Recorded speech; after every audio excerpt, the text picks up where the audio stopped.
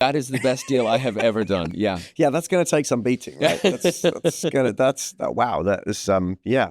But I think there's an interesting point in there, isn't there? Which I think when you deal with bigger companies as a smaller company, you tend to have an assumption, or I've seen it anywhere, where you assume because they're bigger, they're better, or they're smarter, or they're more on top of stuff. And in my experience, it's just not the case. Yeah.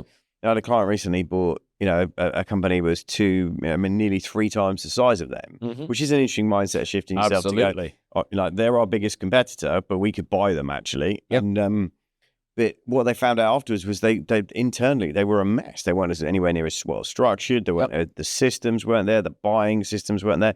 And I think that's an interesting kind of limiting belief that a lot of entrepreneurs have to get over, is the fact that just because someone's bigger doesn't mean they run it any better at all. And 9 times out of 10, they're more dysfunctional and more disorganized the bigger they've got, right? Yep. Yeah.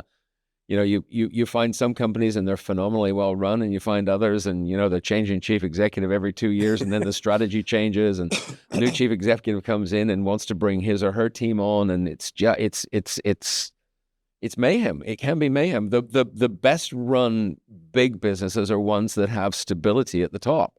And which is rare though in corporate world, rare. Right? It in is corporate rare. world, it's really, really rare. Yeah. Like 2 to 3 years now. The average life cycle is 18 to 24 months for a new CEO.